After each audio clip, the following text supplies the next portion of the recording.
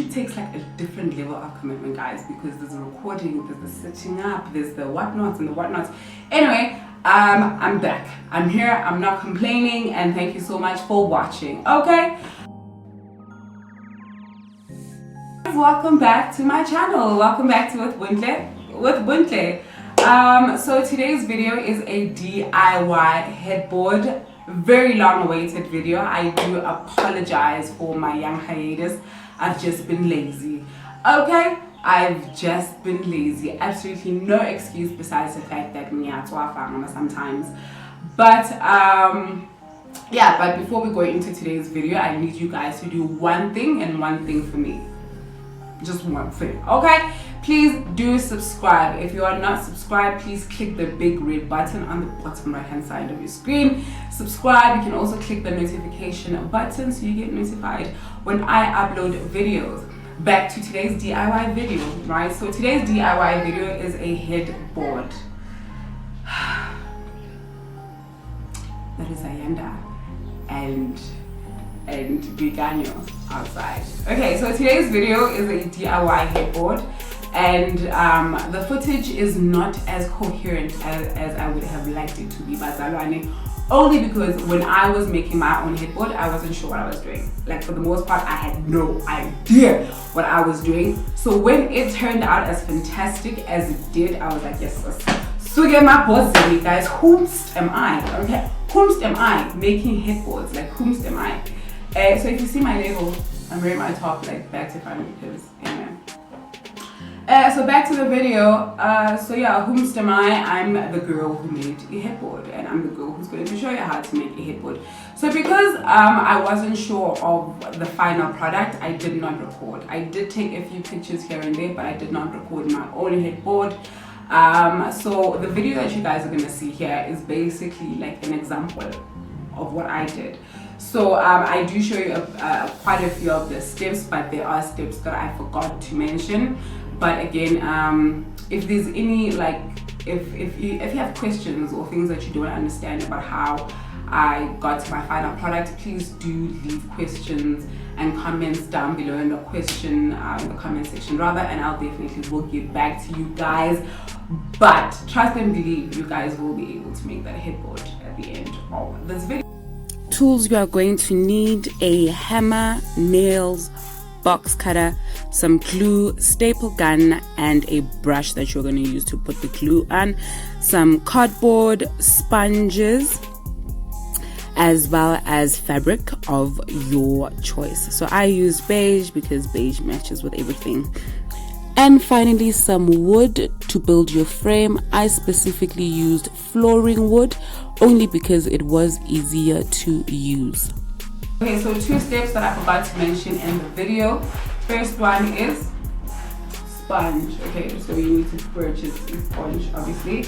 I got 4 pieces of this. I think this is about a meter or just under a meter long, and it's that thick. So I didn't like how thick it was and how long it was. So what I ended up doing is I ended up cutting it in half, and then I ended up cutting that in half. So I ended up having 4 pieces of sponge from this one big piece, only because I didn't like how long and how thick this was. And then once I was done cutting my pieces, I just dropped my speaker. Okay, so once I was done cutting my pieces, you also need cardboard, right? And then I cut my cardboard pieces out as big enough as my individual sponge pieces, right? So each individual sponge piece was glued on top of like cardboard that was big enough for the sponge itself. I hope that makes sense. But yeah, if you don't understand, watch the video, okay? If you don't understand, watch the video. So total cost of this was 250, only because I spent about 75 rand on 3 meters of fabric. So I ended up using like velvet, like a beige velvet. Yeah, I ended up using beige velvet, which is about 25 rand a meter, and I bought 3 meters of fabric, which covered about 12 pieces of sponge, and I only ended up using 6 pieces. Yeah, I only ended up using 6 pieces because I didn't like how big it was. and the 3 meters covered 12 sponges. But yeah, the rest of the video will explain the process of how the headboard was done. I don't think you guys are going to be seeing my face for any for the rest of the video. So if you are watching, thank you so much for watching. I really appreciate it. And until next time, enjoy this DIY headboard video. Okay, so what I have here is my individual cut out sponge pieces glued together to my cardboard pieces. So what I did was I put glue on the cardboard and then I sat on the sponge for added pressure, just so that the sponge and the glue doesn't come apart. So I did that for all 12 pieces. And then now what I did was I cut out my fabric, and I cut out each piece to fit the sponge as well as a little bit of the back part, and I'll show you what I mean in my next clip. So here is what I mean. I've cut out my fabric pieces just big enough to cover the sponge in the front, and then but just also a little bit at the back, just so I'll be able to use the staple to staple down the fabric to the cardboard as I'm doing now. Now I got the staple gun from Cash Build. I can't remember how much it was back then. And then it works like a basic stapler. It has staples just like how paper staple would have. And what you want to do is you want to staple down your fabric to your cardboard, and just do this all the way around until your sponge is covered up in front. Now I'm not gonna lie, this did take a bit of time. I had 12 pieces to work with, and it was about 2 hours. Also because my stapler was giving me a bit of a problem, so I had to change out my staples every other few staples. But yeah, what you want to do is staple your fabric to your cardboard there at the back, and just make sure it's pulled tight at the front. Okay, so once your sponges is covered or are covered, this is what your individual pieces will look like. Now I was setting this up specifically for my friend Jack. Sorry, my shadow looks so crazy. Protective styling there. Okay, so anyway, I was helping my friend out Jack set up his headboard. So what you want to do is play around with your pieces just to figure out how you want your headboard to look like. So here what I was doing is playing around with the pieces that I had for my own room, and I ended up going with just the 6 pieces at the bottom because I didn't like how big it was. And then your next step is to sew your individual pieces together. So what you want to do is get some matching thread and a needle, or at least get thread that is as close to your fabric as possible. The reason that I like velvet especially is that the thread disappears into the fabric. So if your hand sewing is not that great, velvet will hide that mess for you. So all you want to do is needle to thread and thread through your fabric like I did here. So the method that I used was, I think it's called, what is it called? The loop and over, the over and loop. I don't know what it's called, but I'm hoping the zoomed in method, I'm hoping the zoomed in thingamabobs there will show you what I was doing. Yeah, so this also did take a bit of time. I think sewing the 6 pieces together took me about 40 minutes, and this is quite therapeutic for me, so I did not mind. So again, this does take a bit of time, and I use I think this is called the over and loop, or the loop and yeah. But what you want to do is thread through the 2 fabrics together and then loop it over, and then just like that, and continue. Okay, so once you are done sewing, this is what your final stitching should look like.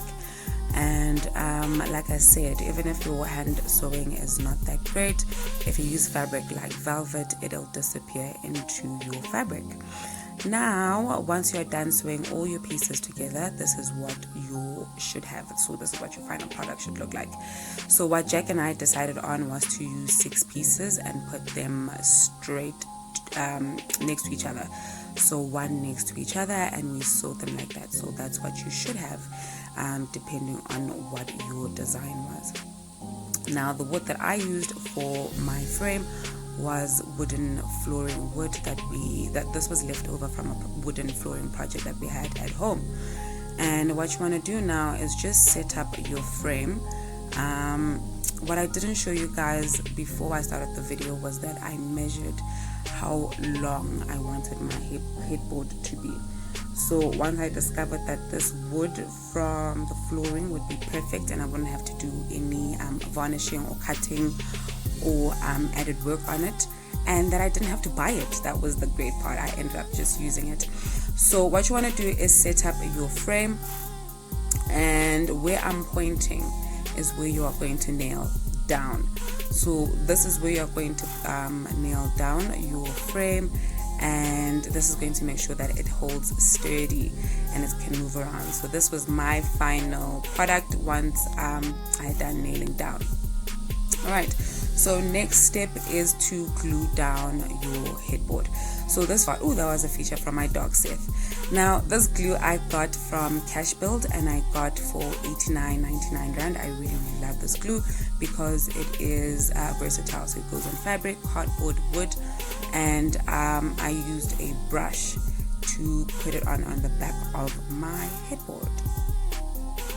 So this is the back part of your headboard, and what you are going to do now is put glue all over the back part. So all that zoomed in part there, what you're going to do is put glue all over that part. So I'm not going to put glue on the specific one. Like I said at the beginning of the video, this is just an example of how I got my headboard done.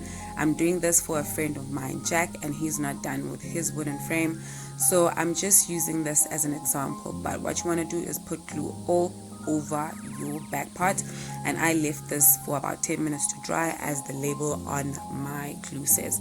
I then headed on and put the headboard onto my wooden frame, and I adjusted it. So the important part for me was getting the top to look great. So the bottom part there, I really wasn't worried about how it looks or whether the sponges were aligned. That wasn't my problem or my issue or my priority. The priority was to get the top part to look good, so where everybody's eyes are gonna fall on. And then what you're not seeing in the video is that I then laid on the headboard or the sponges again to add pressure, just so the headboard doesn't fall off the frame. And I left it to dry for about a day before I used it. And I steamed iron, special mention, I steamed iron my headboard. And that's it. There you have it, your DIY headboard. Total cost 250. And added bonus, special bonus, I got a few orders to do this headboard. I'm not gonna do it because no.